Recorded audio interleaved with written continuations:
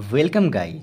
आज हम एक बहुत ही बेसिक कॉन्सेप्ट जो है आइडियल गैस उसको बहुत ही बढ़िया तरीके से समझने वाले हैं। बहुत ही कम समय में बहुत अच्छे तरीके से समझने वाले हैं और साथ ही साथ इसको अच्छे से डिफाइन और डिराइव भी करने वाले हैं। यानी कि जो होता है ना आइडियल गैस का equation P V equal to M R T N जो होता है इसको हम डिराइव भी करने वाले हैं बहुत अच्छे तरीके से, आपको अच्छे से समझ में आ जाएगा। तो सबसे पहले हम समझते हैं व्हाट इज आइडियल गैस। इस अगर इसको हम डेफिनेशन से पढ़े ना तो any gas is known as ideal gas when it's particle are too far from each other that they do not exert any force of attraction on each other.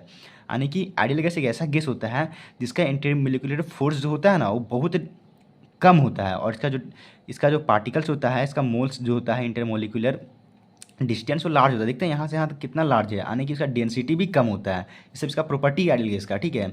Intermolecular distance is large इसका property है। Negligible intermolecular force of attraction इसका property है, क्योंकि बहुत ही दूर दूर रहता है, इसका पार्टिकल्स बहुत ही दूर दूर रहता है, इसका डेंसिटी इसीलिए बहुत कम होता है, ठीक है।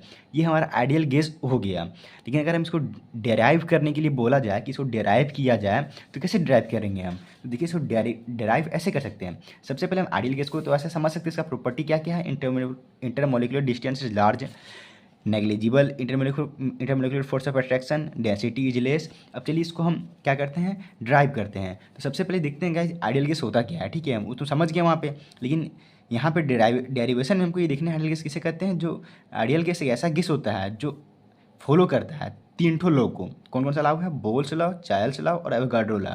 तो वही हम लिखे हुए हैं ideal gas which obeys all the three law, Boyle's law, Charles law, Avogadro law. अब बोलिएगा कि बोल्स लॉ क्या होता है, हमको पता नहीं है, ये भी पता नहीं, ये पता नहीं है। कोई बात नहीं, मैं बता रहा हूँ आपको।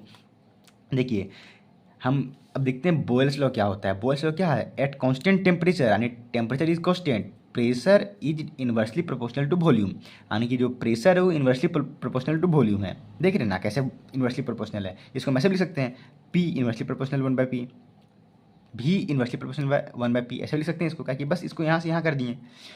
अब चलते हैं चार्ल्स लॉ क्या बोलता है। Charles law at constant pressure volume is directly proportional to temperature, यानी प्रेशर जब कांस्टेंट रहता है तो वॉल्यूम और टेम्परेचर ये डायरेक्टली प्रोपोर्शनल रहता है। ये चार्ल्स लॉ कहना है। सिमिलरली एवोगाड्रो लॉ क्या है? Volume of gas is directly proportional to number of molecules, यानी कि जो वॉल्यूम ऑफ गैस है वो नंबर ऑफ मॉलिक्यूल के डायरेक्टली प्रोपोर्शनल होता है, एवोगाड्रो लॉ बोलता है। अगर आप इसे गौर से देखेंगे ना तो यहाँ भी देखिए भी, यहाँ भी, यहाँ भी, अगर तीनों को कंबाइन कर दें हम तो क्या हो जाएगा? भी डायरेक्टली प्रोपोर्शनल टू 1/p। देख रहे हैं यहाँ 1/p वही लिखे हुए हैं। फिर क्या है? टी है, टी लिखे हैं, फिर एन लिखे हुए हैं। देख रहे हैं कैसे लिखे हुए हैं। अब जब इसी को हम इसको यहाँ कर दें तो पी भी directly proportional to T N हो जाएगा। लेकिन जैसे हम प्रोपोर्शनलिटी साइन हटाएंगे तो उसमें for ideal gas proportional, for an ideal gas जो हम प्रोपोर्शनलिटी साइन हटाएंगे तो उसमें एक कांस्टेंट आएगा। वो कांस्टेंट क्या होता है?